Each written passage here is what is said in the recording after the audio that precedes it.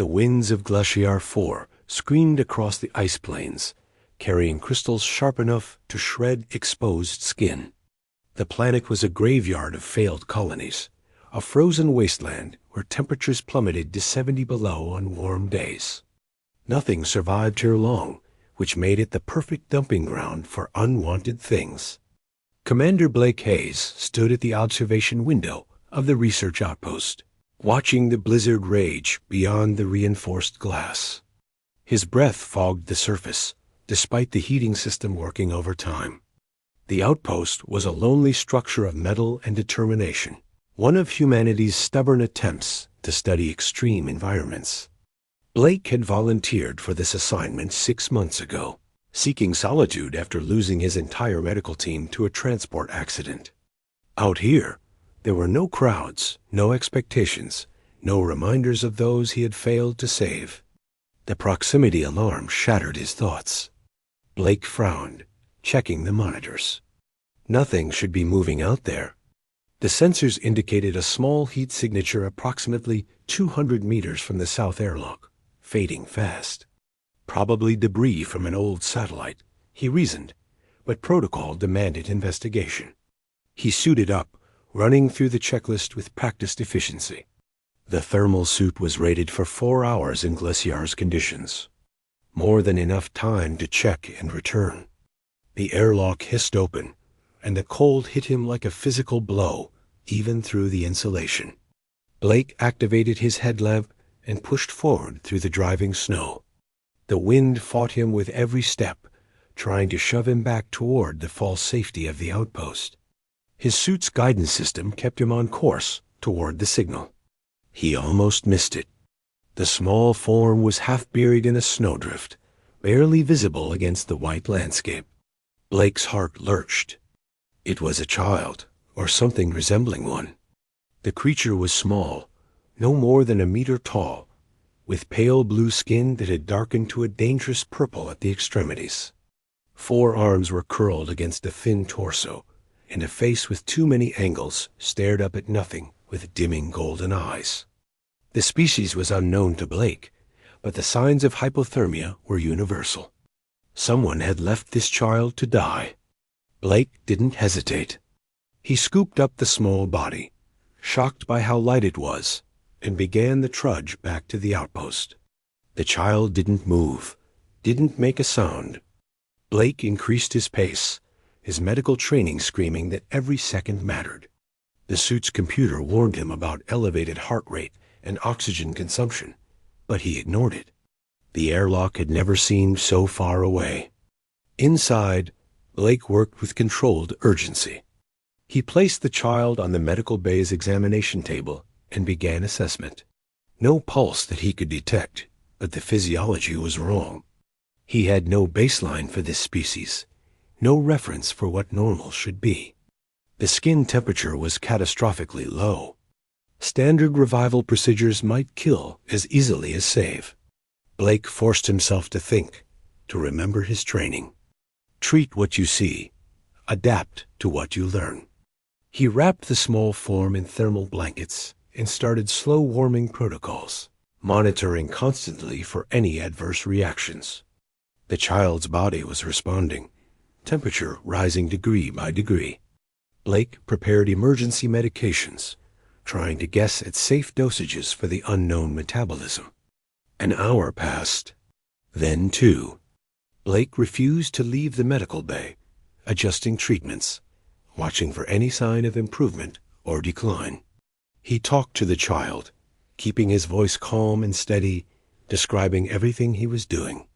Medical studies had shown that unconscious patients often registered familiar sounds, found comfort in them. He hoped it worked across species. When the child's eyes suddenly opened, Blake nearly jumped. The golden irises focused on him with startling clarity and intelligence. The small mouth opened, producing sounds that Blake's translator struggled to process before settling on standard. Why? The voice was weak but clear. Why what? Blake asked gently, running another scan. Why save me? They said I was wrong, broken, not worth feeding. Blake felt anger surge through him, cold and sharp. "Whoever said that was a fool," he replied firmly. "You're not broken. You're alive, and that's what matters." The child studied him with an intensity that seemed far too old for such a small face. "You are human." "Yes, my name is Blake. What's yours?" A long pause followed. "I do not have one. They called me Mistake." Blake's jaw tightened. "That's not a name. That's cruelty." He thought for a moment. "How about Leo?" "It means lion in an old Earth language." "Small but fierce." The child considered this. Leo. The word was tested carefully. "I am Leo." Over the following days, Blake learned pieces of the story. Leo belonged to a species called the Vryn, nomadic traders who valued perfection and productivity above all else. Leo had been born with a genetic variation that made cold sensitivity more pronounced, a liability in their view. When the trading ship passed through this sector, they had disposed of their problem discreetly, assuming the frozen planet would erase any evidence. They had not accounted for a stubborn human medic with too much empathy and too little company. Leo recovered with remarkable speed once proper treatment was established. The child was curious about everything, asking endless questions about humans, about Earth, about why Blake lived alone on such a hostile world. Blake found himself talking more than he had in months, sharing stories of home, of his lost team, of why he had run to this frozen corner of space. "You ran from pain," Leo observed one evening as they shared a meal. The child had adapted well to human food, showing a particular fondness for warm soup. "I did," Blake admitted. There seemed little point in lying to someone who read people so clearly. "But you did not run from me." Blake smiled sadly. "You needed help. That's different, is it?" Leo's golden eyes were thoughtful. "You were in pain when you found me. You are still in pain. But you chose to carry more pain by saving me. That seems unwise." "Maybe," Blake agreed. "But I'm a medic. Helping people is what I do. It's who I am. Even when people hurt you?" "Even then." Leo absorbed this in silence, small hands wrapped around the warm cup. "The Vryn would call you weak." "The Vryn are wrong about a lot of things," Blake said firmly. 3 weeks after the rescue, a ship appeared on the sensors. Blake's heart sank as he identified the signature. Vryn vessel, likely the same one that had abandoned Leo. They were returning, probably to confirm their disposal had been successful, leaving no traces for authorities to find. Leo stood at the window, watching the ship descend, small form tense with fear. "They will take me. Over my dead body," Blake said quietly, and meant it. The Vryn captain was tall, elegant, and coldly furious. She entered the outpost with 2 armed guards, her translator rendering her words with harsh precision. "You have something that belongs to us." "I have a child under my medical care," Blake replied calmly. "Nothing belongs to you. The defective offspring was legally disposed of per Vryn custom. Your interference constitutes theft." Blake felt his anger crystallize into something clear and hard. "Your customs don't apply to me or this outpost. Leo is under my protection as a refugee claiming asylum." "Leo?" The captain's expression showed contempt. "You named the mistake? Humans are even more foolish than reported.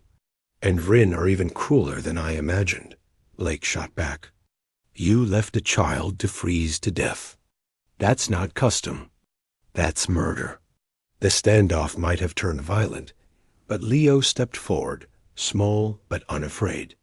"I claim human protection," the child announced clearly. "I reject Vryn authority. I choose Blake." The captain stared, clearly shocked that the discarded offspring would speak so boldly. "You choose exile?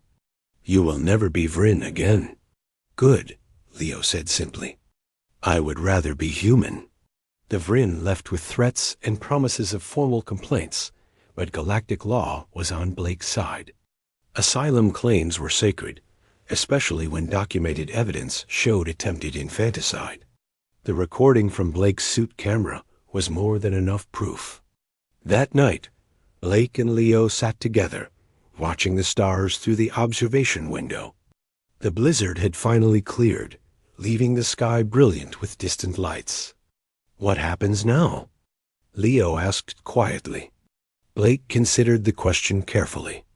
"Now I file the adoption papers, if you want that.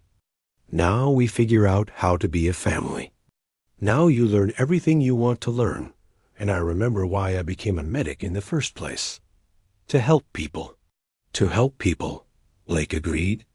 "You reminded me of that, Leo. You reminded me that running from pain doesn't heal it. Facing it does." Leo leaned against Blake's side, small and warm and alive. "Then we face things together." "Together," Blake confirmed, wrapping an arm around his unexpected child. Outside, the frozen planet spun on, indifferent to human warmth or alien cruelty. But inside the small outpost, two souls who had been broken by the universe found something like healing in each other. A medic who had lost everything discovered he still had something left to give. The child who had been thrown away learned that worth was not determined by the judgment of those who could not see it. And in the quiet moments between storms, they built something neither had possessed before, a home. Claude is AI and can make mistakes. Please double-check responses.